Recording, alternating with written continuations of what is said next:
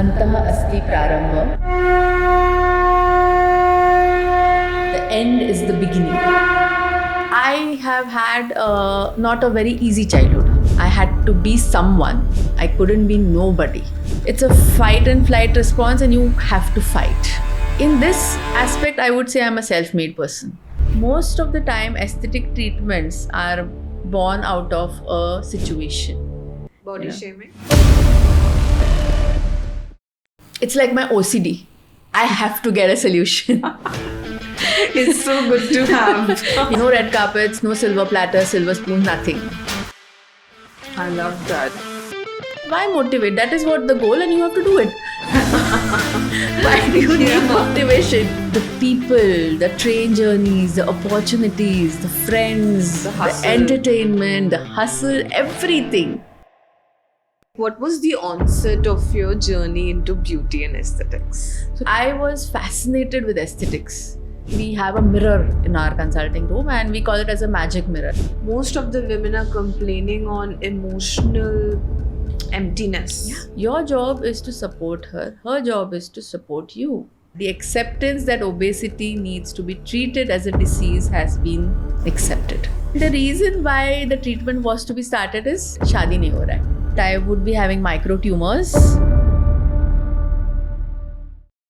Today we are very delighted to welcome Dr. Priya. She's an aesthetic physician with 15 years of experience, a TEDx speaker, founder of the Me to We mission dedicated for men empowerment. She has a unique way of making you all the more beautiful by integrating inner and outer beauty, treating the mind and the body as one solution. Dr. Priya Parekh is a professional who combines competence with composure, someone who leads with quiet strength, works with intention, and contributes meaningfully to any professional association she undertakes. Hi, Dr. Priya. Welcome to our studio. Thank you. So delighted to have you and very excited to know about your journey, because I think the stage you have reached and being a woman entrepreneur, doing so much in the field of beauty, aesthetics, also NGO, men empowerment, there's so much. But let's take it one at a time. So can you share your journey from childhood in terms of the anecdotes or milestones you remember which has actually shaped your personality today? So, firstly, thank you, Neha, for inviting me today. And when we speak about childhood, I have had not a very easy childhood. So, I grew up in a middle class family, where a Maharashtrian family, where education always had prime importance.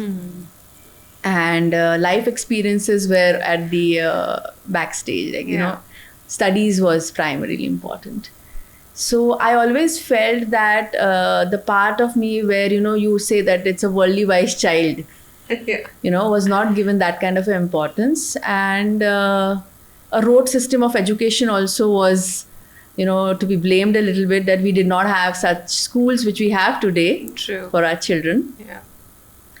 So growing up, frankly, it was a struggle, and every struggle has given me a lesson, and I think that is the reason I am who I am today.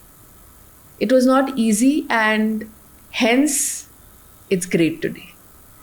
Wow. I love that. But anything more specific that you remember, as an episode or like a turning point, which has completely taken a shift in your life?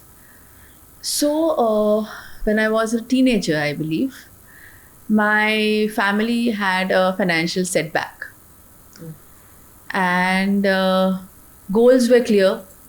I had to be someone. I couldn't be nobody, And when you are into such an adverse environment, it's a fight and flight response, and you have to fight. There was no option. As in, my aunt gave me this kind of motivation that you don't have an option to quit. And that changed everything. So there was no option that you're not going to become a doctor. There was no option that you had to do something agar ye nahi hua to, you know. You were the only child? No, I do have a younger sister, but the whole thing, the episodes which happened in our life, I was of an understandable age, and she was pretty small that time. So if you talk about one example as such, when I was doing my MBBS, we really couldn't afford those textbooks. You know, they are very, very costly textbooks. Yeah. And I was not ashamed to ask my library that can I borrow them for the academic year. And not feeling ashamed of your situation, accepting your situation and moving on has shaped me tremendously, because you have to accept reality. You have to work around it. You have to get a solution and an output. True. Thank God, I so resonate to that. But at this stage, when you were going through this challenge, did you find a mentor or somebody who guided you, or it was all on your own? Yeah, ironically, I did not have a mentor. Okay. I would have been really glad to have one, no doubt. But in this aspect, I would say I'm a self-made person. Wow. So what experiences, what life has taught me, I kind of, converted into a positive aspect. And more so a solution-oriented person. I cannot keep doing this in my life that this is the problem, this is the problem. No. Sulking. I can't keep sulking. If there is a problem, it's like my OCD. I have to get a solution. It's so good to have. Yeah, it's a unique OCD, I would call that. If the problem is there, get a solution. Don't sulk. I love that. I wish we all could become that way because we usually focus on the problem. Yeah. But I think you learn the harder way. Yeah. That it's the solution that matters. True. Great. So, what was the first job you took? You have no idea. It's like the last day of my internship. We have 4 years of our education and 1 year of internship. And I knew that I had to earn. There's nobody waiting for me with a trust fund or, Or an FD. Yeah, or a FD or something like, take this and start your clinic. There was No red carpets. Yeah, no red carpets, no silver platters, silver spoons, nothing. So on the last day of my internship, I still remember a few days before the internship ended, for that matter, I approached the dean and I said that, see, this is a situation and I need a job. And at that point of time, he gave me a job as a primary health care provider in a place called Bhosri. In Pune. In Pune. It's an outskirts city, and trust me, 25 years ago, it was not even a village. I mean, it was something different. So I used to travel every day with a PMC bus with all that crowd and all that. And I used to go there every day in the morning, work through the day and come back in that equally crowded buses. And the day I got my first salary, I think it was the most satisfying thing, although it was a very small amount. Can you tell us? cannot even quote it. Come on. We all know the times were different, but I think It's it was around 4,000-5,000 rupees. Yeah, I think that's how we start. Yeah. So after working for 9 and 10 hours a day and traveling so long in those buses and all that. But that was the time which, again, as you rightly said, shaped my thinking that you have to do anything and everything what it takes to move on and be successful. You cannot say this job is small for me. I'm better than this. That's not how it works. But inherently, you have been so positive as a person, or it's been developed? through the years? No, this is something I can proudly say that I am an optimist. Always. Okay. By both. Yes. Is it genetics?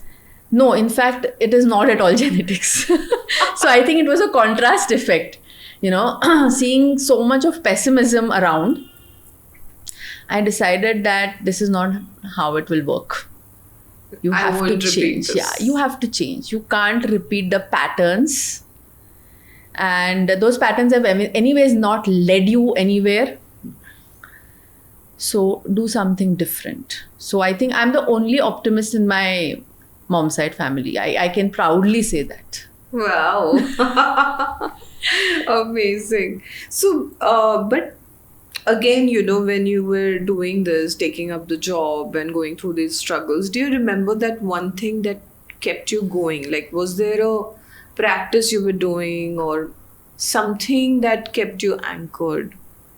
I think the most important thing when you are struggling is sustainability. You have to survive.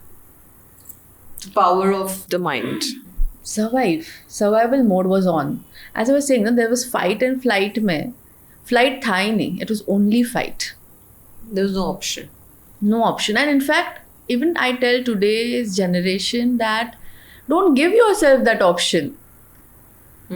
Why? I just heard someone, quoting Elon Musk that, what do you do when you have a goal? And what motivates you? And he said, why motivate? That is what the goal and you have to do it. Why do you need motivation? It's clear. You don't give yourself a choice, basically. Wow. Okay, so what next after that? What was the next milestone? Because of lack of mentor and the situations at home, I think I went into a relationship pretty early. Oh. You always need an anchor to, Yeah. start thinking that, okay, something is good going to happen at the end of the day. Yeah. That Some kind of validation. And yeah.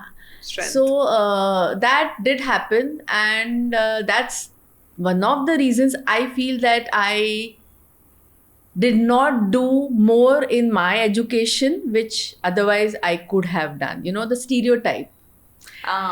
The stereotype here was that if you are in a relationship, get married. And you signed up for it. Yeah. So today when I have my daughter and I tell her that the first thing I tell her is don't hurry. The second thing I tell her is analyze, understand if this is the person. There's no rush. Because these kind of decisions are the decisions which are going to make everything change later on. One of the most Important, Yeah. most critical. Absolutely. So when we were growing up, we didn't have that option. True. We didn't, nobody told us that, don't worry, wait, we'll see, that kind of a thing. Yeah. So that also shaped a lot of things in my life. At what age did you get married? I got married at 26. I finished my education at 23. Then I did the job for a few years and immediately, so before really appearing for any post-graduation or, making any thesis or whatever.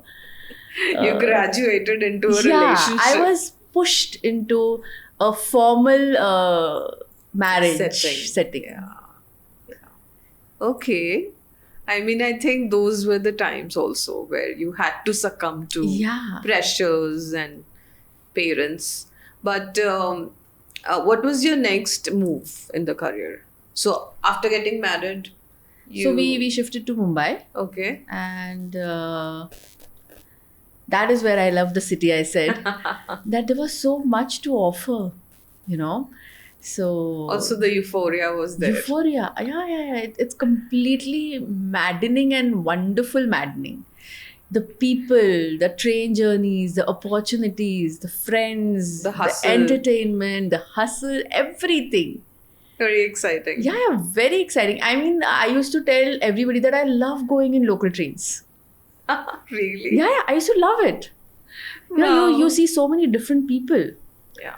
I love observing people and understanding feeling the culture. Yeah. I think it's one of the best places. Feeling the culture, absorbing the vibes of the people, understanding, what kind of person this is. I don't know whether you believe the vibe thing, but when you meet someone, even if it may be for a brief time, if you vibe together, you are together for a long, long time. Yeah, I completely believe in it and I live by it. Yeah. So Bombay was meeting people, understanding vibes. Yeah. And again, I was experimenting. I had joined Bajaj Allianz General Insurance as a head underwriter for health Oh, because practice was only in the evening. okay. So through the day, I wanted to do something more. And wo fight or flight, wala wo fight tha ke I can't sit at home idle. Yeah, you got to be productive. Yeah, I have to be productive. I have to earn, and I have to make maximum out of this life. True. So, what brought you to Pune? So, since we were originally from Pune, my husband suffered from some health issues, and he decided that we should come back to Pune. Okay. So, and I had just recently given birth to my daughter. Right. So, at that point of time, again, it was not a choice, but again, a deemed kind of a decision that, this is the best thing for us. So, that's how it went. And I just went with the flow. Okay. So, what was the onset of your journey into beauty and aesthetics? So, when I came back to Pune, again, I couldn't just sit doing nothing. And that time in 2012, aesthetics was shaping. It was getting the importance which we never had. Aesthetics, beauty was just a salon part or a parlor part. True. And that's when legends like Dr. Jamna Pai had started the whole thing. Yeah. And I just walked in one day without telling my family that I'm going to look out for a job. I just walked in the nearest VLCC. Oh, okay. And as optimistic I can be, I came to know that there was a vacancy. Wow. And I accepted it. So instead of going for a medical job, I went to this VLCC. kind of- Yeah. Because I was fascinated with aesthetics. okay. The whole idea of getting medicine to look beautiful was just Too too excited. fabulous to leave. And you've been reading about it. Yeah, of course. See, what happens is aesthetics till date also, we have to keep updating ourselves. True. We have to keep learning because so many new things keep coming up. So back then, certain courses were available, thanks to VLCC, lot of experience. Can you also, just for the audience, define aesthetics first of all? Because I think it's a very blurred term today. True. People don't get it. Yeah. So I think we should start with that. So, first and foremost, understand one thing that there is a doctor and there is a non-doctor. Then there is beautification where there is scientific approach and then there is a salon approach. So we are on this side of the table where there is a doctor, a scientific approach, data-based treatment with tangible results. We are not going to say कि देखते हैं, करते हैं, madam हो जाएगा कुछ तो. That kind of approach doesn't come with There's no medical aesthetics. experimenting. Yeah, there's no experimenting. Plus, as a doctor, when I suggest the treatment, my first step is a consultation. Now, obviously, today everybody and anybody does a consultation. Yeah. But this is a medical consultation where I understand your medical history, what kind of issues those medical history issues can create in your skin and hair or in your body.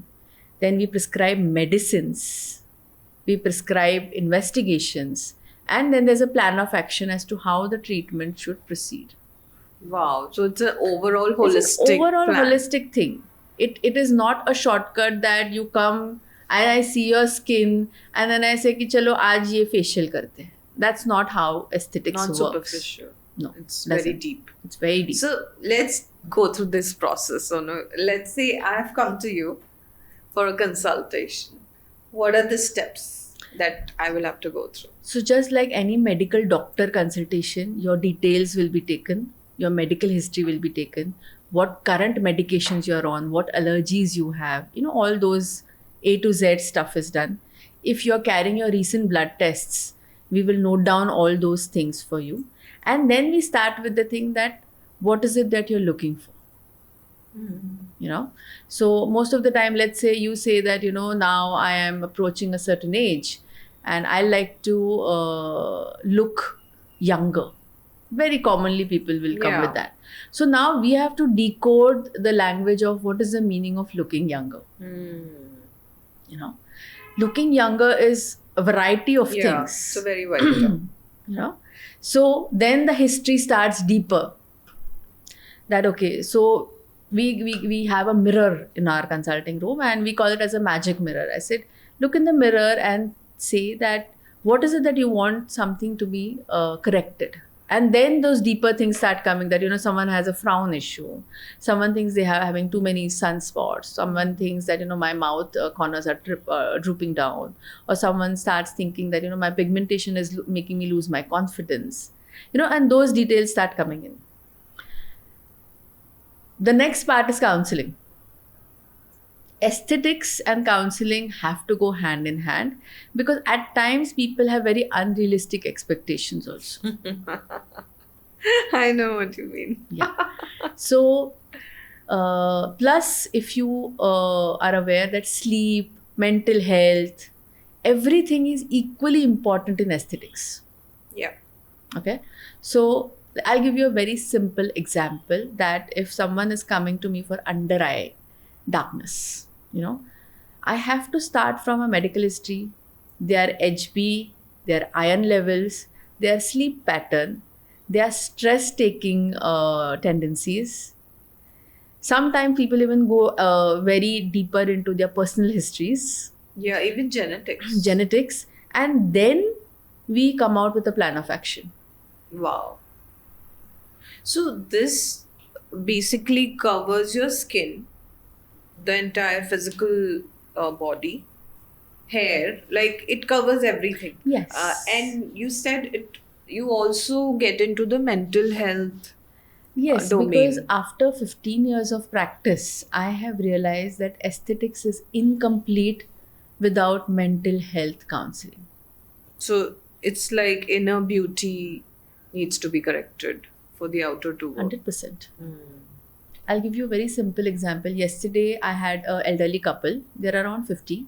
And she was complaining of certain things on her skin. And with history, I realized that she is undergoing a menopause. And her husband was with her, fortunately. So after doing the basics of ABCD and giving her a treatment plan of action, I decided that let's talk with the husband about menopause. Because most of the time the men are not educated about menopause. Yeah. So for them, she is behaving irrational. They're clueless. Yes, like they're what clueless. the hell is going on? So when I realized the complaints, what she was talking about, there was a lot of inconsistencies. As in, some days she's good, some days she's bad, some days she thinks her skin is fine, some days she thinks her skin is very bad. And after the whole mumble jumble of, counseling this, that I just asked her husband that, do you appreciate her when she's doing all these things? Or do you judge her for her inconsistencies? Wow, you made him think. Yeah. So typically in a menopausal woman, and an emptiness syndrome accompanied with it, she keeps on trying new things and then she leaves it midway. Yeah. In fact, today, I was reading about this, that most of the women are complaining on emotional emptiness. Yeah. Because they are tired of expressing that they need it. Yeah. But they're not getting it. So with this, I asked him that, do you judge her for this? And he said, yeah, I don't like that, she doesn't complete one work. Today she's doing painting, the next day she is doing this and that. So I just asked him that, how does it matter if she's inconsistent? Think about it. Your job is to support her. Her job is to support you. Why judge? Especially when you are not undergoing that menopause. Yeah.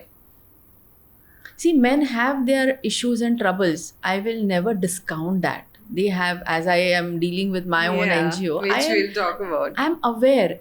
But just because you don't know what they are undergoing, you cannot discount it or you cannot judge them for it.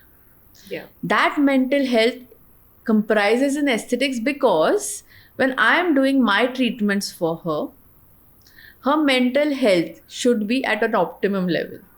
For it to work.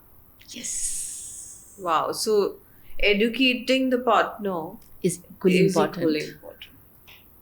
That's very interesting. Yeah. I've not really seen this much. And I'm so glad that you're doing this. Yeah. Taking care of the other side, because usually our emotions are driven by the people we live with. Yeah. So no matter how much we do it, unless they cooperate and support, it's going to be half done. Very simple. Aesthetics, mental health go hand in hand. It's not separate. And I think this is something where a doctor comes into picture, and you cannot expect a salon owner Yeah. to get into this. That's too part. temporary. So, help me understand, like, in terms of the medical treatment side, you said there are medicines. Yes. So, these are all allopathy. Yes, I am an allopathy Okay. doctor, and I will be prescribing allopathy medicines. Okay. And this is, again, very specific to a particular, let's say, pigmentation, like you said. So, it will be directing to that issue. So, And it's a bunch of, let's say somebody comes with to you with a bunch of things. Then it's like the entire list at once. How does the process go? so let's take a simple example of pigmentation, what you rightly said. Okay. If the pigmentation is hormone based, I'll have to start treating her hormones. And that you'll get to know after the test. Yes. It's an entire process. Like, for example, I was talking about the under eyes, If you're having iron deficiency, you will not be able to sleep peacefully. You suffer from a bit of an insomnia. You are constantly in a fatigue. Which obviously So shows whatever up. treatment I do cannot give me optimum results till I don't treat the iron deficiency and the sleep pattern. So nutrition is mostly the cause. Not necessarily. Sometimes some people, like for example, excess bleeding in women can lead to anemia. Nutrition definitely plays an important role, but not the prime role. It's one of the One of the reasons, critical, definitely. Yeah. But again, exactly why aesthetics is holistic, because I need to cover many aspects. True. Like a simple example, like if someone's occupational hazard is not letting them sleep, what kind of nutrition will help? To cover that up. Yeah. So can you list, some of the most common issues people come with? Yeah. First, let's talk about skin. Then we can go to hair and then the body. So I think the most common in skin is pigmentation and dullness. Maximum women come for this, and men come only when their wives nudge them. Very few men come on their own for a pigmentation or a dullness issue. The second most common is acne, because acne, the age group ranges from 10 and 12 till 40-45. The teenage acne, the hormonal acne, and sometimes even people get menopause acne because the hormones are again changing. So that is the second most sought out kind of a treatment. Third, I would say anti-aging. Wrinkles. Yeah. So nowadays, people are very much conscious about aging signs, thanks to the advertisements and all kind of media, Instagram and whatever. So anti-aging or even wellness. I want to be fine from younger age. They want to take care of themselves from a younger age. Precautionary. That becomes another aspect. And this would be around 40 or No, 30 plus. 30 plus. So our aging starts after 27, 28. 30 onwards, you should actively start working on it. 40 onwards, you see the signs, and then hence the treatment part comes. It's no more precautionary. 45 plus, it is sure treatments. You have to correct. Then there's correction. Okay. And this can go, like you can do the treatment at any age. Any age. Okay. But of course, the intensity would vary. Again, what is intensity? Like younger age, the treatments would be faster. The reaction to treatment would be faster. We can call that. Yeah, exactly. So you will show faster and better results when you are younger. But I won't call it that you won't see results in an elderly person. It will take longer, probably. A little longer, not too much. Also, there is this myth about allopathic medicine. I mean, the whole world is talking about it. Everybody is talking the Ayurvedic language, and they are like, chemicals are bad, and there's so much, troll around it. But I would love to know your perspective and probably, burst the bubble and demystify this concept. So, first and foremost, there is nothing like a bad drug and a good drug. Okay, it's a medicine and it is for your body. Secondly, anything in excess, may it be Ayurvedic, may it be allopath, or may it be any other pathy. Anything in excess is bad for you. Anything taken without guidance of a expert is bad for you. So I always give this example to all my patients who are hyper about side effects, that once you come out of my clinic and then there are, eateries, and how many times do you go and have pani puri? And do you ask, are there any side effects? You don't. And why would that be? So, when it comes to allopathy, there is so much of myth around. Yeah. I mean, people say it has a lot of side effects. Yeah. It ends up affecting your other organs and overall health. So, how do we kind of justify this? Because Again, it's so heavy on chemicals. Take it under the guidance of a doctor, an expert. Don't self-medicate. See, we as a country do not have any kind of laws where, who takes what medicine. You go today to a chemist and you tell them that I have a headache. He'll quickly give you a medicine without consulting a doctor. Okay? Yeah. And thanks to ChatGPT now. ChatGPT also. You go to a chemist and you say that I want to consult some doctor, I'm having hair fall. And they'll say, why you are wasting money on that doctor? Let me give you something.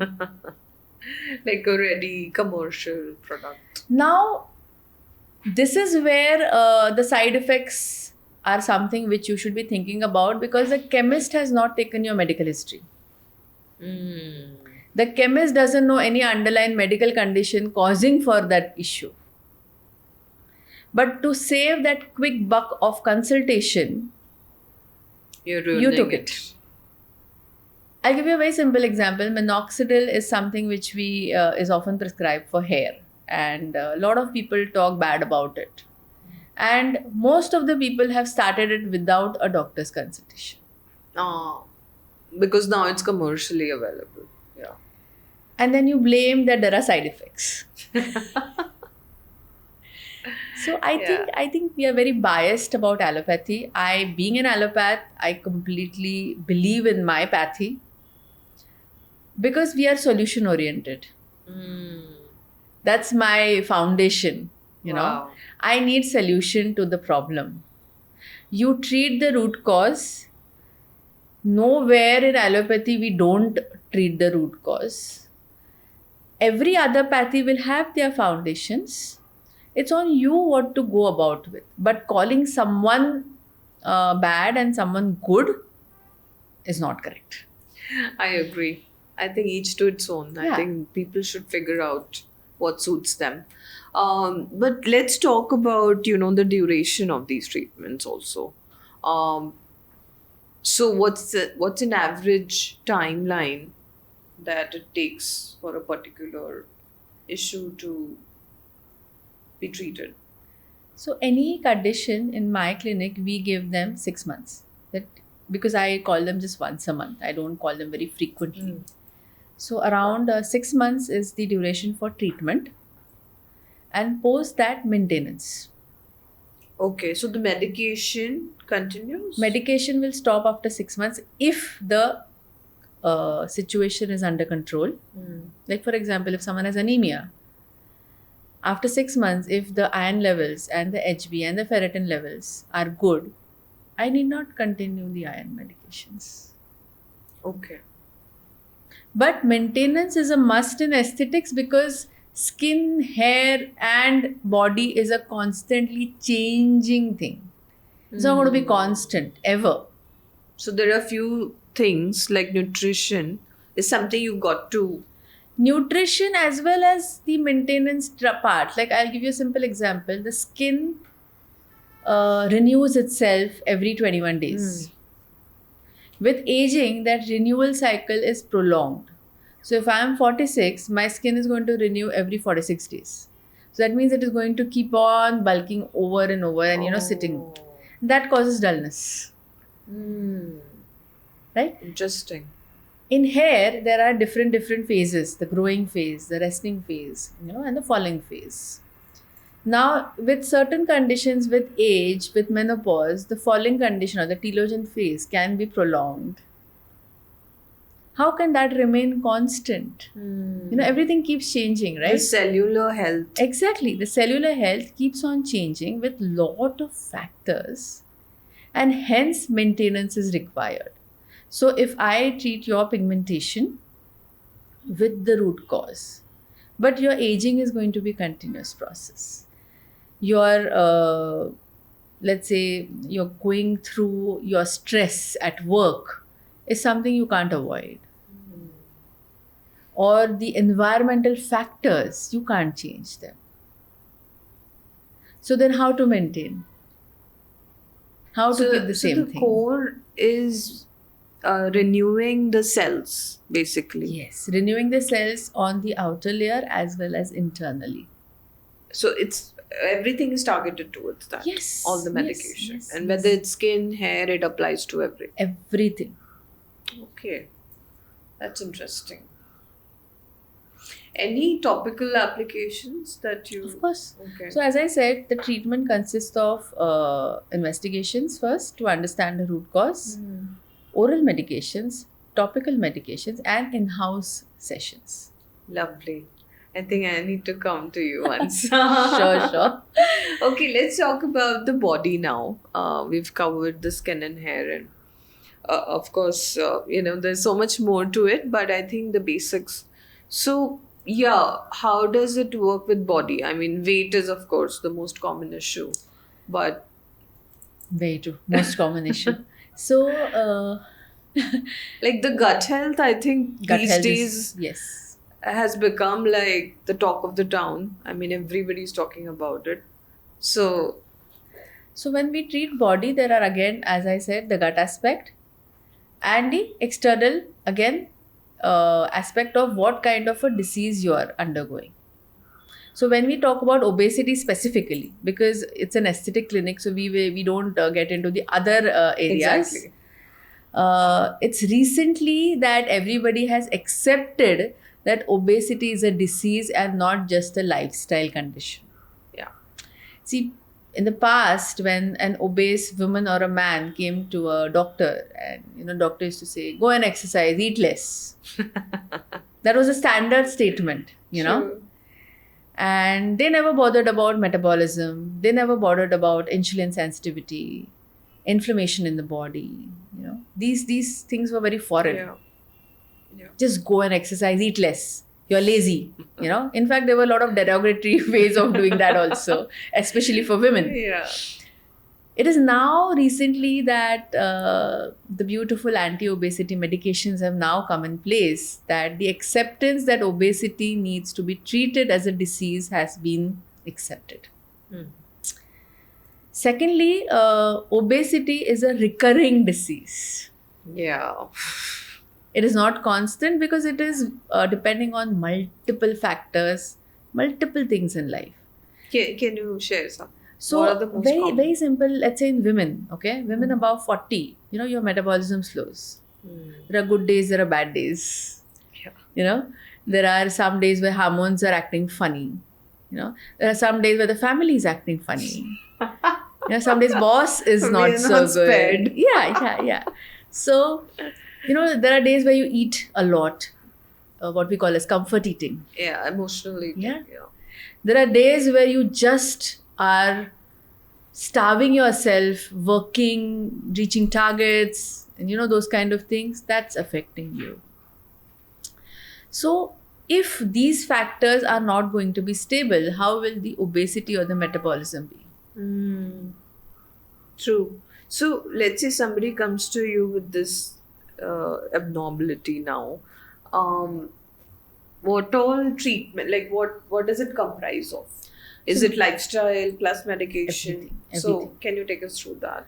So, typically, when someone comes to me from the obesity perspective, the first thing we do is body composition analysis. Right. I need to understand what's your metabolism doing, what kind of BMI you are at, what kind of fat percentage you have, is there a muscle loss? Many factors you need to study and then devise a plan. So, this is the first step, needless to say. Then, medical history again, consultation in depth. Yeah. Again, counseling, because realistic expectations, to set some goals, realistic goals is very important. And then the last is the designing of the treatment plan. So typically a plan consists of what all? So let's assume we have a 45-year-old woman. Let's give an example of a woman. She is premenopausal and probably has borderline cholesterol. HbA1c is marginally high, not too much to start medications. BMI, let's say 28, curvy lady. And she decides that I want to do something about it. So here, apart from whatever I said, the counseling becomes important because I need to understand why today does she have this thought. Yeah. Why has she started now? Yeah. Most of the time, aesthetic treatments are born out of a situation. Body Yeah. shaming? It could be body shaming, it could be self love, that I need to start something for myself. Finally I have time. Yeah. Yeah. It could be the accepting reality ki, okay, now I need something, or my age is showing up, or even Some kind of professionally awareness. at times Yeah. you are in an office setup, and if you are not looking the part, I will say it very safely, if you're not looking the part, you will suffer. True. You'll suffer in your Yeah. profession also. Yeah. It comes into every aspect of your life. And that's where we start building the expectations. And every session they visit the clinic, counseling continues. Apart from ABCDs. Wow. Yeah, I think the mental health Yeah. has to be, yeah. So this, the Botox part now, it's become so popular today, and it's very common. I think the way people walk into a parlor is how they're actually going for these treatments. But again, can you also educate our audience in terms of how safe it is? What is the right way to do it? Sure. Because there are a lot of pseudo clinics today, True. So how do I look for the right place and doctor? So most importantly, you should first go to a doctor. To start with, Step one. Because make sure they have a degree. yeah, make sure Guys, you have we a have degree. Dr. Priya. You can actually go for So a basic degree would be MBBS. Post that, dermatology, plastic surgery, or any other super specialization is also fine. But basically, MBBS doctors, trained MBBS doctors, are eligible to perform all these procedures. Okay. So that is step one. Step two, I would say experience. Like Years. I am practicing for 15 years. That counts for it. Absolutely. But someone who has just started last year, I think I'll have a little word of caution to directly go for advanced treatment. Yeah. Lack of experience is there. Someone who has a commercial practice, commercial practice. Again, it's something you should be thinking about, because what do you want? Do you want something like a brand touching you, or you want results? A personalized approach, a customized approach is what generally people are looking for. And in a commercial setup, that lacks because you don't know whom you're going to meet every time. True. So when someone is my patient, they are with me for last 15 years. They can discuss anything under the sky with me. They can just WhatsApp me and tell me that they're not feeling so good about it, and I say, okay, let's schedule a meet. And every time I am going to be there for them, Wow. not someone else. Amazing. So That's very comforting. yeah, that I think defines aesthetics, because aesthetics comes out of all these concerns. True. So also, again, the science of Botox. I mean, there are so many treatments available for obesity. Can you also put some light on what are the different ways and define the science of it, and which is the best according to you? Anti-aging, Obesity. Yeah. So obesity will consist of lifestyle changes, oral medications, injectables, and surgery. Okay, so the last stage is surgery, Yes. if required. If required. So surgery obviously includes your bariatric surgery and the different types of bariatric surgeries. Yeah, can you please simplify it a bit for the audience? Let's take it that you are having a BMI, body mass index, of 35 to 40. You can just Google and check out what's the BMI. It is basically a ratio of height and weight. So when you are above BMI of 35 to 40, traditional methods of treating obesity may not yield the results. Okay.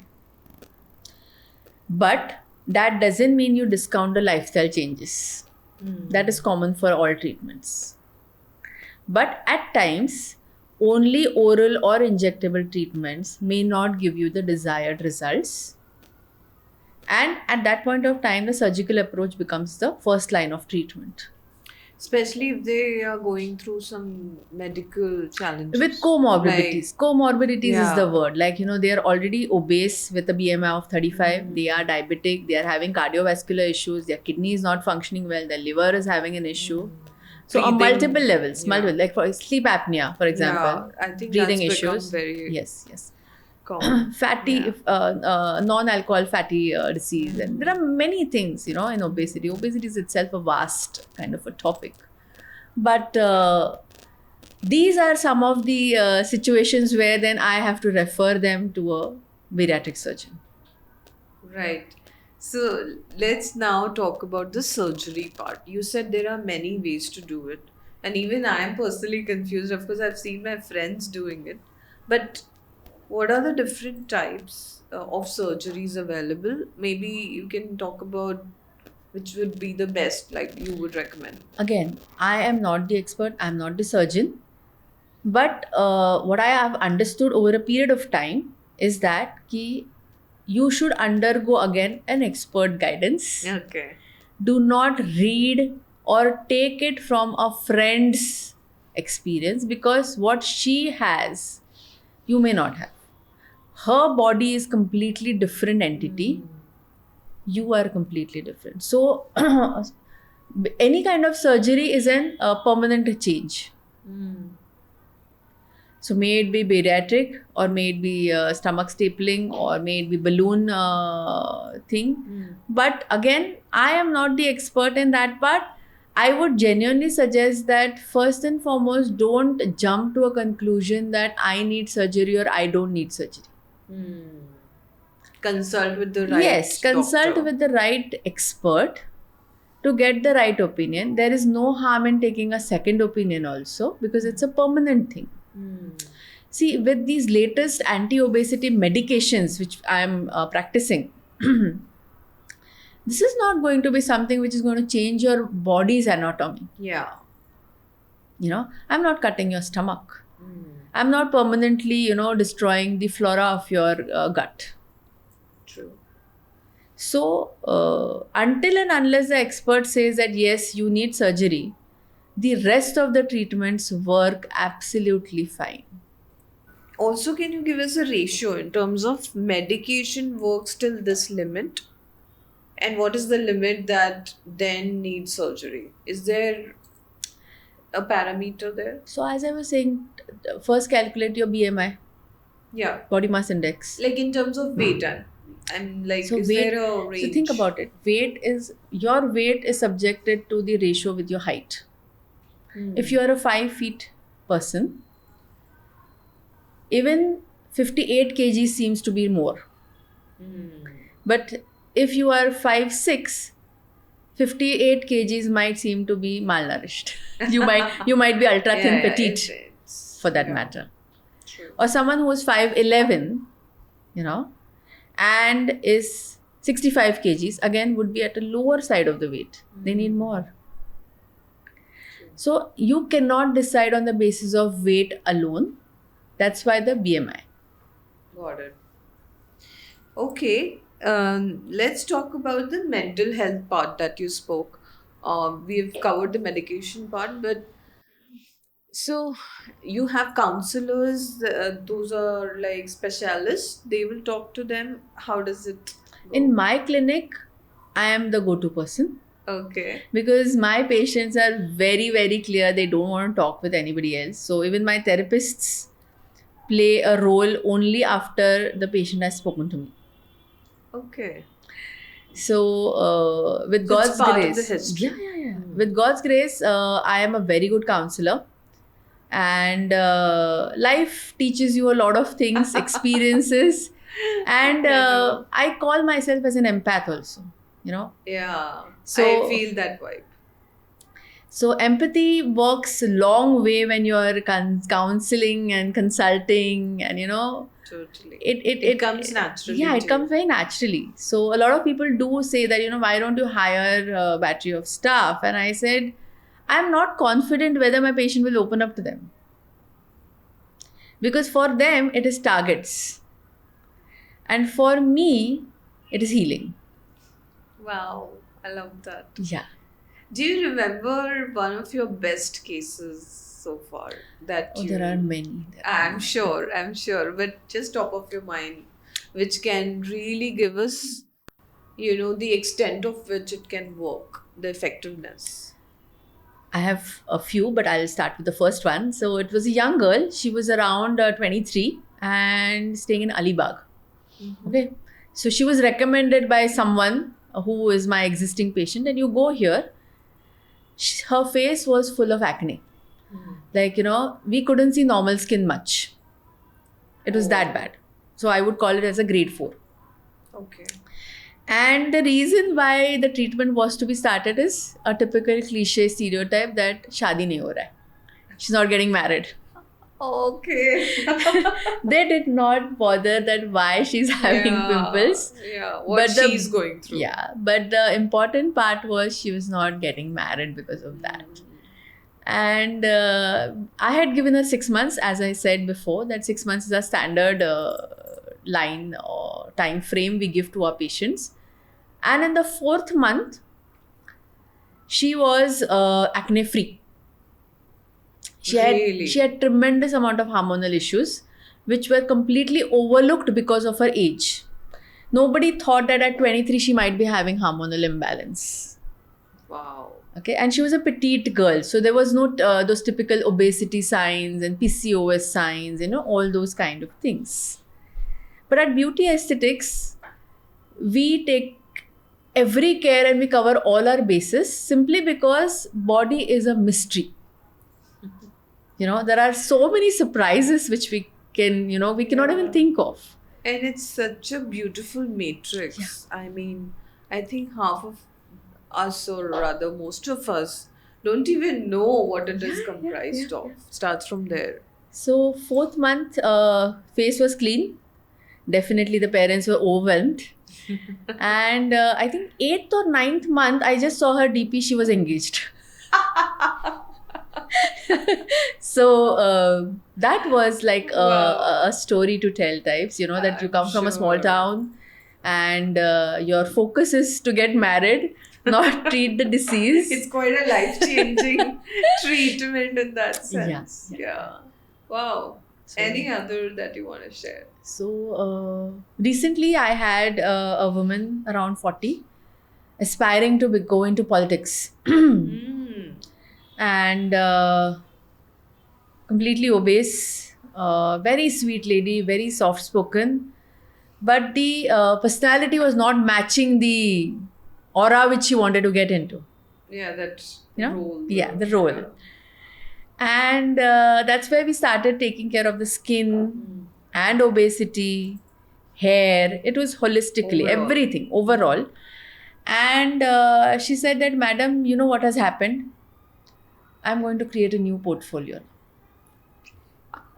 The old one doesn't look like me anymore. Now she deserves that. Yeah. So Wow, that's so empowering yeah. for a woman Yeah. or a person. so now I think you're adding a lot of magic to people's life. yeah, they do say that it's all about miracles and magic when it is true aesthetics. Yeah, and authentic. Yeah. Right? It's So- not pseudoscience. Healing and aesthetics, healing and science, all these are all interrelated. You cannot separate one out of the other. True, as they say, the body, mind, and soul Yeah. go together. In fact, I'm a firm believer of psychosomatic illness. Your mind plays a very yes. important role in your Yes. body. Why don't we talk about that? I love that topic because I personally agree, and I've seen during my research that the chakras, I mean, if you go to the metaphysics, and the mind, of course, results into whatever you see on your body.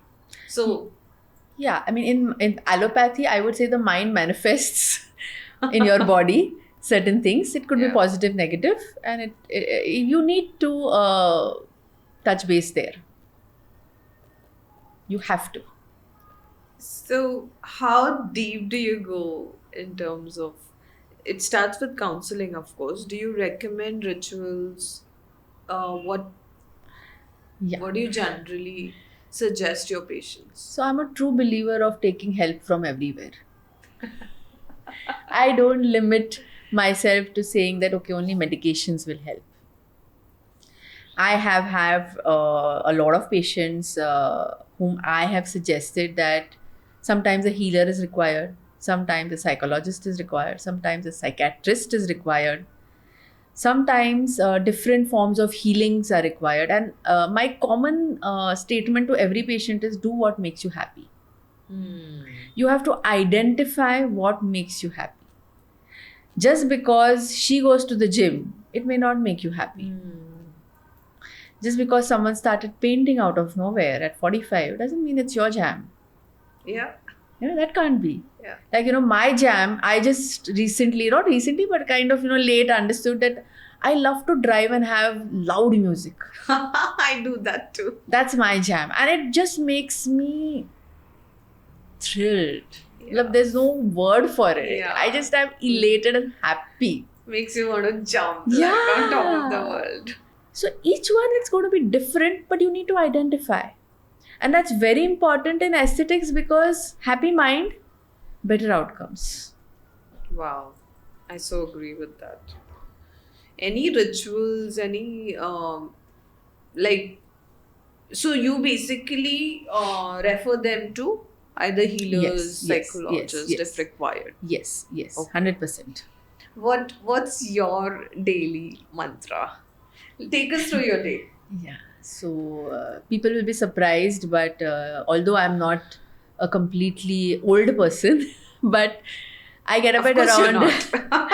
I get up around 4:35 in the morning every day, and I have a hot glass of water with turmeric and pepper. That's been recommended to me by my healer. Okay. And post that, I have a chanting for 1 hour. It's kind of my meditation where my thoughts flow, my mind doesn't stop, but that's how it is. You know, that 1 hour is all about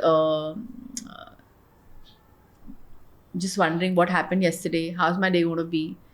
And I know we are supposed to talk in English, but there's something called as aham prem. You know, I'm going to love myself. Self love again is different.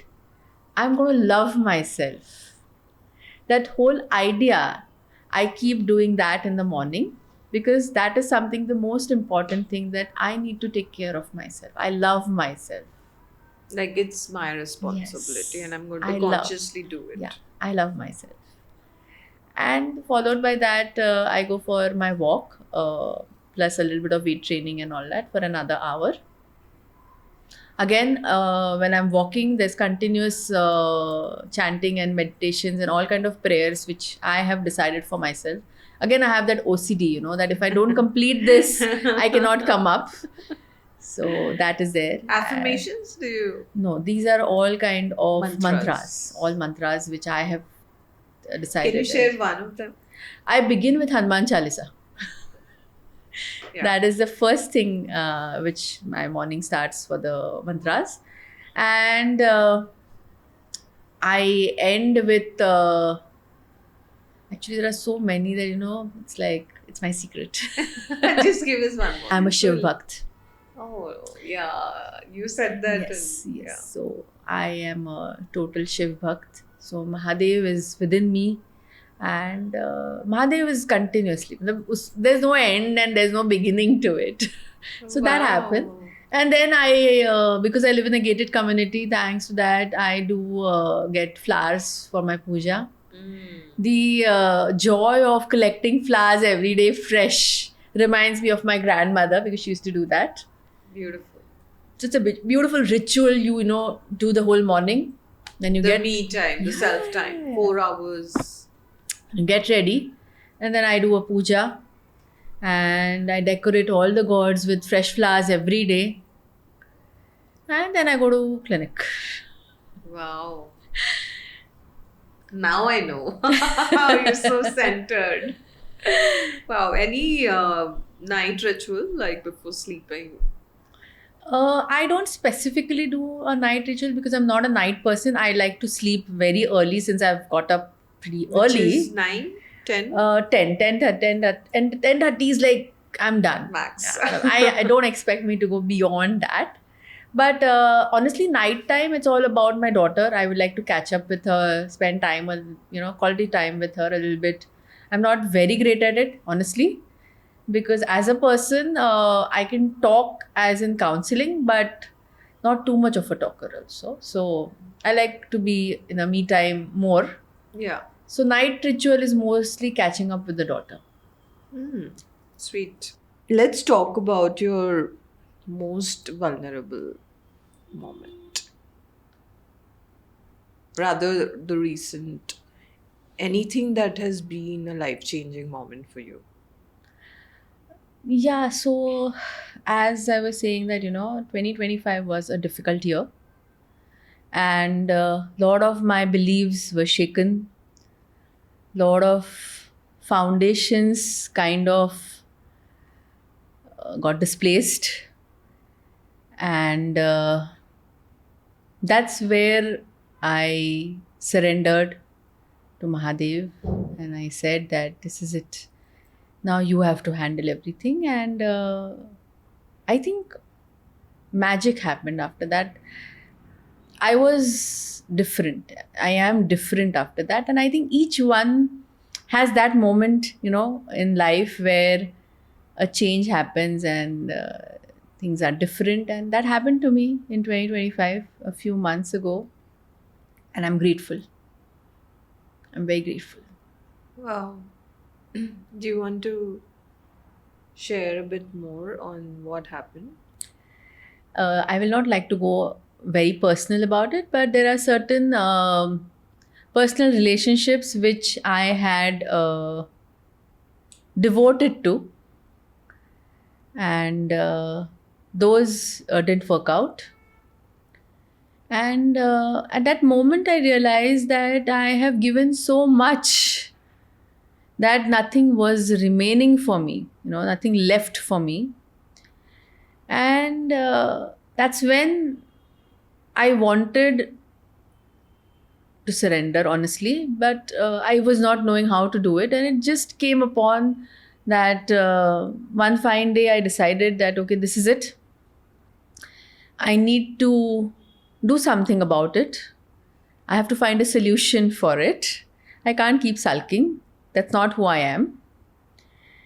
And then automatically things happen. Yeah.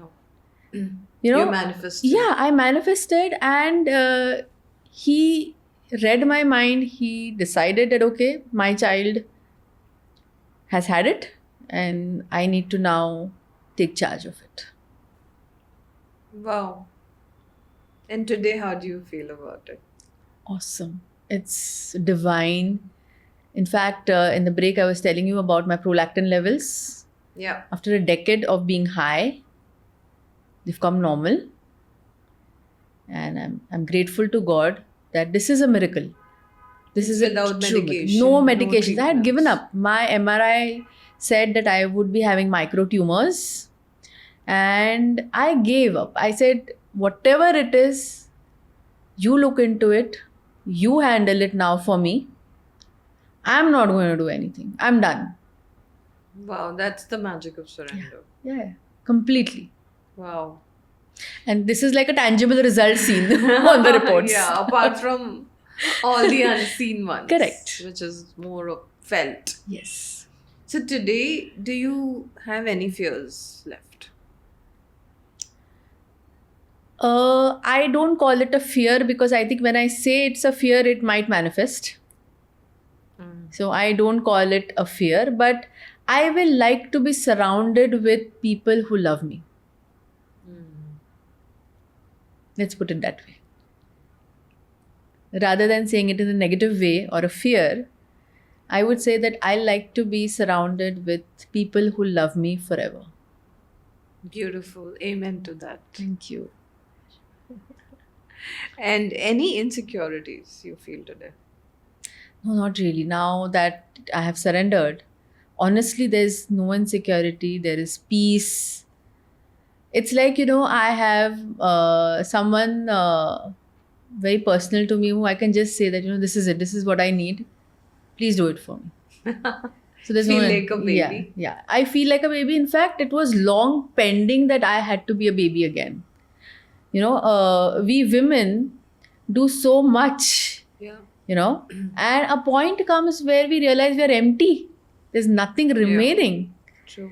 And at that moment, you just want to go back and be a girl. That's a dialogue of Julia Roberts. I'm just a girl. Yeah. Yeah. I just want to be a girl. I don't want to be a woman. I don't want to be someone who's always responsible, is always someone's problem-solving person. I just want to be a small girl. Connecting to your inner Yeah. child. Wow.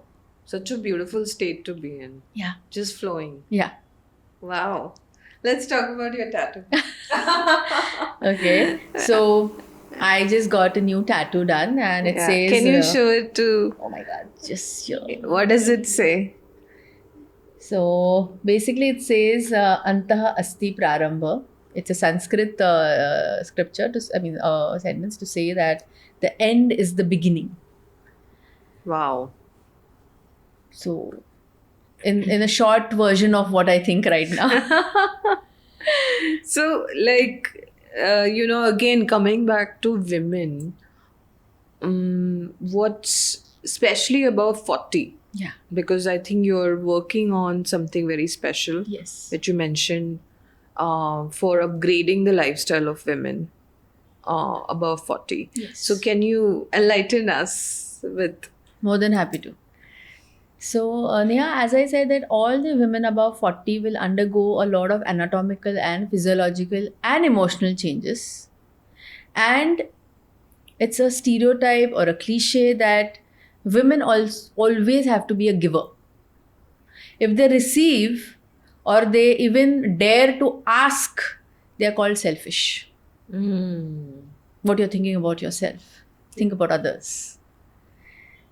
People have never even documented that how women suffer in the premenopause, in the menopause. Now it's recently, highlighted.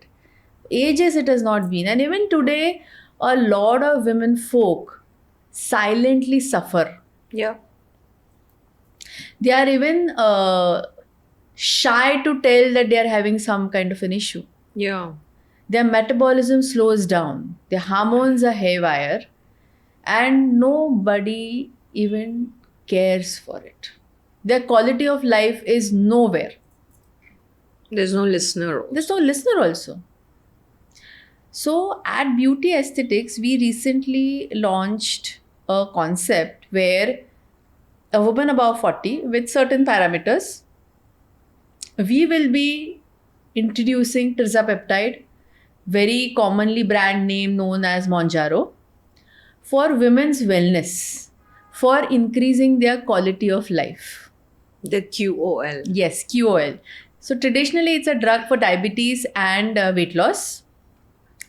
But in my limited experience of last 1.5 years, most of the women were my patients and I had a lot of data. I realized that their metabolism was getting better. Okay. Because their insulin sensitivity was getting better, the whole machine of your body was running better. They were partially relieved of their premenopausal symptoms. The inflammation in the body was going down. Wow. Okay. And the cherry on cake was weight loss. Of course, anybody and everybody wants to look nice, attractive. My God. So I realized that looking at these other factors, where a woman above 40 is silently suffering, and we cannot document all these things exactly, if your insulin sensitivity is going down, what you're going through. You don't even tell someone for that sometimes. Or your metabolism is slow, and there are women doing crash diets, they are doing exercise, they are facing body shaming. Big time. They are doing all this and yet not having results or an output. And then all that, just one statement, कि तुम तो कुछ कर ही नहीं रही हो. You're so lazy. How much I've spent on you and there's nothing. That dips the morale of a woman. All the more. Because she has tried her best. So this concept of QOL with tirzepatide is something I'm introducing in my clinic, so that overall their QOL increases, which in turn will come back to self-care, self-love. Yeah. And then obviously you are an inherent giver, so then you give whatever your remaining is there. First give it to yourself. That sounds like a magic drug to me, honestly. But it's a medicine? Yeah, it's a medicine. And this is the first time I'm talking on this platform about it, because till now I've been talking only to my patients. But this is the first time it's going to come on social media, that the drug, again, just like you were talking about allopathy, this is an allopathic drug. How you use it and for what you use it is going to decide what is the outcome. True. We are not here to make anyone skinny. We are not here to do any shortcuts. The drug has to be accompanied with lifestyle changes, exercise, the counseling, the healing, everything together. But the final aspect is QOL, quality of life. We want QOL of every woman above 40 to be high. And what exactly will this drug work on? So as I said, it decreases the inflammation in the body. Okay. See, when your inflammatory markers are reduced, you are active. There's no joint pain. There's no stiffness. The water weight is Exactly. Your metabolism increases. Activity again. Oh. Insulin is a very important hormone in our body, not just for diabetes. It's for the overall functioning of your body. True. So insulin sensitivity is what? That means whatever insulin you have in your body, the body is using it in a most optimum way. So insulin sensitivity is increasing. Right. Your adipose tissue is reducing. See, adipose tissue attracts all the bad receptors. In fact, even menopause. Why do you become obese? Because the adipose tissue is attracting more and more bad hormone receptors. So you're cutting down that. Oh. And in the end, you're going to look attractive. You're going to be happy. So overall, it culminates to the end output. So emotionally, it has an indirect effect. Yes, indirectly. The reason why, again, indirectly, because again, the same thing, healing, counseling, consultation has to be a part of it. You cannot omit it. And it's incomplete, right, without it. True. Healing, nutrition, everything has to be a part of it. Has to go together. Not everybody is aware of everything, no? So this is more like a supplement? No, That- it is a proper medical drug, And this has to be taken. preferably with the expert doctor. Yeah. Again, since this concept has been introduced by beauty aesthetics, I don't know how it will be used by others because it's a drug, it's a medicine. Yeah. So the protocol which we are following at beauty aesthetics is very unique, very customized to each person, and it's not mainly for just weight reduction and diabetes. It's overall. It's overall. That's And how we are trying to so use it. Are you prescribing to use it for the rest of? No. Alive. So for the moment, my plan is to initiate it with the concerns of initial metabolism, inflammation, and these basic things what I spoke about. Let's take care of that first. In addition, the healing, counseling, consultation is working. At a point where a woman obviously is a very she converses and she talks. Yeah. And a point does come where the woman says that, doc, I am happy and I'm satisfied. That is the period where we can start with the maintenance. So I always believe in aesthetics that there is no perfect beauty. It's your and my perception what you think beauty is. So the day she feels that she's good, that's the end output. True. That's how it is all about aesthetics. I mean, just because you're fair doesn't become beautiful. Just because you have thick hair doesn't become beautiful. Just because you had an hourglass figure doesn't become beautiful. It's a feeling. It's a feeling. And I don't believe in this eyes of beholder also. It's your eyes. True. Your own I think ones. it's high time we need to realize. It's your own It's- eyes. When you look in the mirror, It's in the mirror, yeah. you are happy with yourself. That's it. Wow. Is it available already? Yeah, of course. It is Oh. available, and definitely at Beauty Aesthetics, we follow certain protocols and all that. But most importantly, be receptive to new things. We are so engrossed in false information through false influencers. Yeah. And I think go to the expert always. Guys, check it out. This sounds very promising. Okay, let's now go to your Me to V, because that name itself is so intriguing. Of course, all I understand is about men empowerment, but please take us through that journey. So, thank you so much for asking.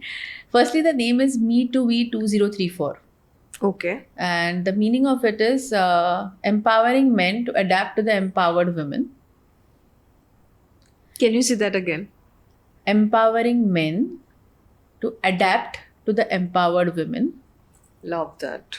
And 2034 because this is a legacy or a gift to my daughter who will become 25 at 2034. Oh, I was wondering what that number is. So when I started it in 2019, the whole idea was that I was 39 and वो होता है ना 40 वाला कि अब तो कुछ और करना है. I want to do something, give back to the society and something bigger than what I'm just doing something. And then I thought, what would be more better than gifting something for my daughter, which I start creating from now. How thoughtful is that? Yeah. Wow. And what's the mission? So basically in Me2V idea, what we want to do is we want to make sure that the men accept that being vulnerable is okay. It's normal. Is normal. Break the stereotypes. Accept that true masculinity comes in humility, humbleness, being vulnerable, being soft, being kind.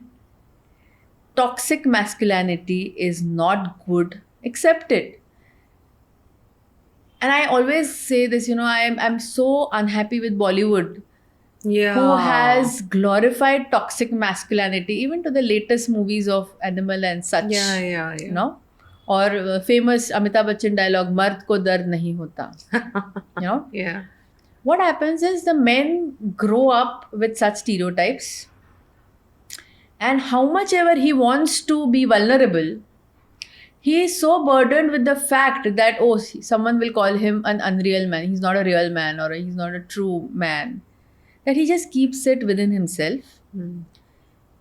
We being a patriarchal society, man decides many decisions in our household. And if such a burdened man is taking such decisions, what should we expect in the family? Wow, that's quite deep. Yeah. So, how does this function? Practically, what are the activities that are done under this movement? What's going on? Sure. So, when I started in 2019, firstly, though, it took me a very long time for people to accept this concept. Yeah. Because working for women empowerment is considered fancy, awesome, great. Yeah. Working for men empowerment attracted a lot of negativity. People laughed, people joked, people rejected the idea. But we started with celebrating International Men's Day every year. We do a big event every year where we have Mr. Whiskers as our signature concept, where we call regular people men. They have to do a ramp walk with beard mustache, and we give them a fun 3-day event. Idea again being that someone who can take care of themselves can take care of others. Wow. That is one. And needless to say, we want to promote that alcohol and smoking is not the only way to entertain. You can do something else also in life. Bring up a new hobby, bring up a new thing. There's so much more. In fact, I'm proud to say that after celebrating International Men's Day for the last 5 years, we've had 3 or 4 who turned out to be models and who are doing international assignments now. They were regular people. Wow. That's transformation. They just found a second chance and doing something different. Very powerful. When did you start this? 2019, just before COVID. Okay. Wow. I'm sure you're going places. And this happens in Pune? Yeah. So International Men's Day, which a lot of people don't know, is on the 19th of November. So the weekend following the date, we generally celebrate it in Pune right now. Of course, the wish is to make sure every city does it. But again, the concept is a little foreign. People know 8th of March, but 19th November is often still called as the World Toilet Day. What? Yeah. Oh my god. They just don't know it's I International think we should Men's take this Day. opportunity on this platform to announce it. Yeah. That yeah. 19th November is the International Men's Day, guys. Yeah.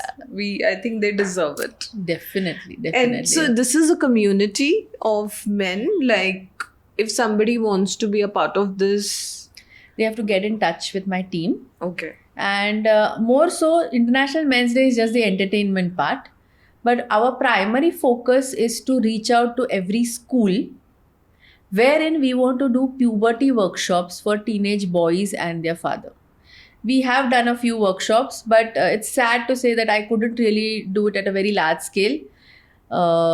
Cliche reason, lack of funds. Oh, okay. But the idea behind puberty workshop for teenage boys is because the boys also need guidance. They need proper information through proper channels. Yes. And the reason why we involve the fathers of teenage boys is because we have a motto. They Google Baba se nahi, apne Baba se पूछो. Ask your father the questions and don't go on internet searching for it, because internet gives a lot of information, correct, wrong, many things. And you are too naive and too small to understand what is correct, what is wrong.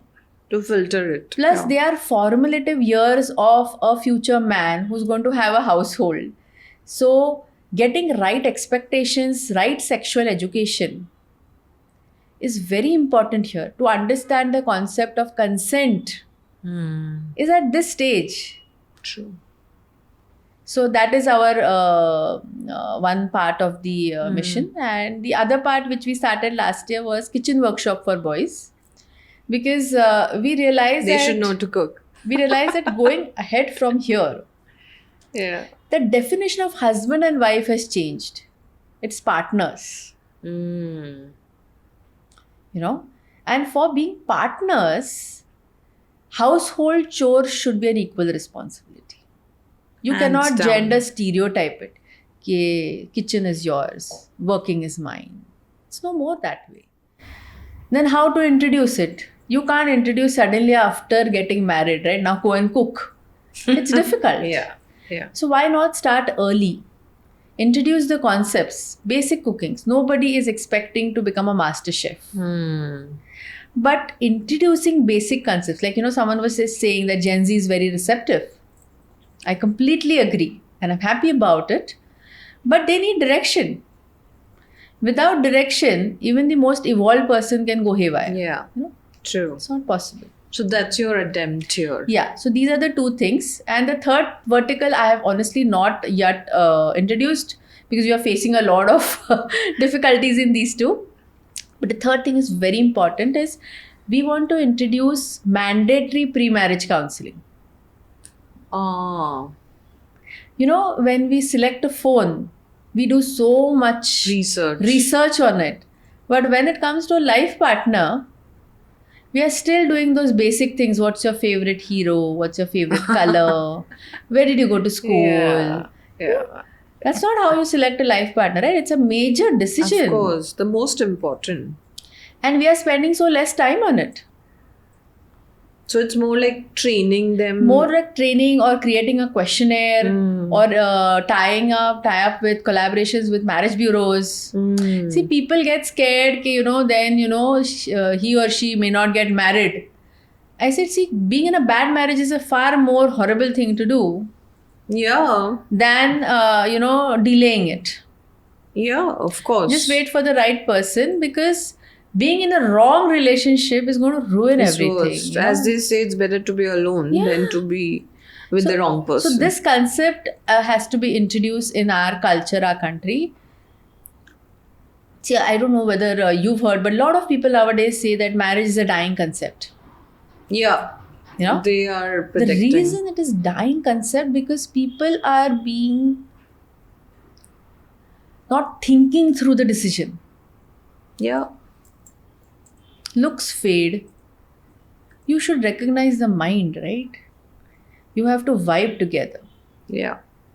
And for that, then this puberty, kitchen, pre-marriage counseling, everything comes together. Yes. And that's Yes. where we are on a journey to create an empowered man. Wow. This is so amazing, and I really wish that you take it to places, and I would love I to really hope contribute so. to this, like in the best way possible. So the third one you're still to launch, which is Yeah. the counseling part. So, such as yourself, you're doing wellness for women. Yeah. This is like a wellness for men, which in turn is going to be useful to our women. Yeah. Simple. A lot of people think that, you are working against women empowerment. I said, no. Not at all. Empowering man is going to help that empowered women. It's the root cause. In fact, you're going to the root, Exactly. which I think nobody has thought of. And I should congratulate you to do that. Yeah, I think any message that you want to give out to the men who can come and join this or want to get support. So, just one thing I tell all men, not just one man, is that accept that you are a human being. Being vulnerable, feeling emotions is perfectly fine. And to not get swayed away with that pseudo real man definitions is something you have to start with. You cannot keep going with that macho man kind of a thing. And where is it going to be? You have to come, just say, for me, spirituality came. For you, you have to understand what is real. So each and every man who thinks that, I wish I can do something about it, please join Me2We. Please understand our foundation, our vision, our mission, and let's make everybody's life comfortable. Again, more power to that. Thank you so much for sharing that. I think now we move on to the fun part, Oh my God. which is the rapid fire. Yes. Let's hope I give rapid enough answers. Yes. All right. Ready? Yeah. One emotion men suppress the most. Pain. One myth about men you would erase. That men can't cry. They can cry like babies. I agree. One emotion we judge too harshly but actually needed the most. For anyone or Yeah, general. one emotion which we judge. I think the need to be loved. We judge it a lot. Why do you need it? Yeah. One wellness habit everyone ignores. Like a must have. Exercise. Those- Very important. What creates trust instantly? For me, honesty, authenticity. Don't lie. A belief that you've unlearned. That women are givers. I want to unlearn. I'm unlearning it completely. One message you would give every man listening to this. Love yourself. What heals you instantly? Shivoham by Sadhguru. I just listen and I'm in another world. Beautiful. Lastly, a belief you live by. Aham Prem. I love myself. And I love that. Can you please give some tips to our audience, which I think every person should follow? I wouldn't even say woman, but Yeah, definitely. I think beauty has got no gender. absolutely. Yeah. It's a virtue. So I think my tip number one would be start early. Start at the right time. Don't wait for things to fall apart and then do something about it. What's the right I think age? basic skincare of sunscreen can start as early as 10 and 12 years, which we completely avoid. Make sure, the second tip would be make sure you check your nutrient levels, your deficiencies time to time. Don't think that I'm a man, I don't have deficiencies. I'm a healthy woman, I don't have deficiencies. I'm a young girl of 16, I don't have deficiencies. It doesn't work that way. So get yourself checked regularly to keep your health at an optimum level. Every 6 months? Younger people every year, older people every 6 months. There is no harm in having a skincare or a hair care routine. It doesn't make you any, less of a person. It's a beautiful habit because self-care is the most important thing one can do for yourself. So start a good skincare and hair care routine. Visit a doctor. Don't go to just to a chemist to understand what's a skincare or a hair care routine. Be open to newer treatments. Science is evolving, and so are we. We cannot keep on being into a Stone Age kind of concepts. And we cannot keep on thinking that everything has side effects. We have to evolve. We have to accept newer things.